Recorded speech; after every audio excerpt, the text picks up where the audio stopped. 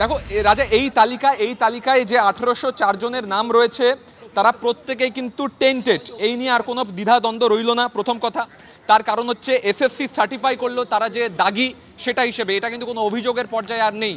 এসএসসির এফিডেভিটও নয়, এটা পাবলিক ডোমেনে এলো যে এরা দাগি। এবং এই তৃণমূল নেতারা, আমি পরপর যাদের নাম বলছিলাম, প্রিয়াঙ্কা মণ্ডল, তার মা সভানেত্রী সন্ধ্যা মণ্ডল হিঙ্গলগঞ্জের, তার সাথে নমিতা আদক তৃণমূল নেতা সহধর্মিনী, বিধায়কের মেয়ের নামও রয়েছে, তৃণমূল নেতা খোদ তৃণমূল নেতা অঞ্চল সভাপতি জলচকের তার নাম রয়েছে, কুহেলি ঘোষ রাজপুর সোনারপুরের কাউন্সিলর তার নাম রয়েছে।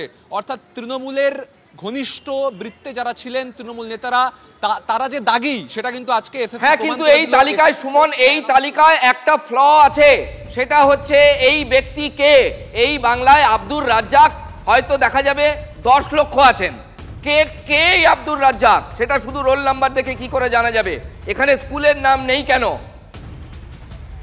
আমি রাজা, এসএসসি এটা মানে চালাকি করেছে, স্কুলের নামটা দেয়নি, কিন্তু এসএলএসটির যে ফুল প্যানেল আমাদের কাছে রয়েছে সেই প্যানেল এসএসসি তার ওয়েবসাইট থেকে ডিলিট করে দিয়েছে, আমরা সেটা আর্কাইভে রেখে দিয়েছি। সেই প্যানেলে এই রোল নাম্বার পুট করতে পরিষ্কার দেখা যাচ্ছে তিনি কে, তিনি কোন স্কুলের শিক্ষক, তার অ্যাডমিট কার্ড কি।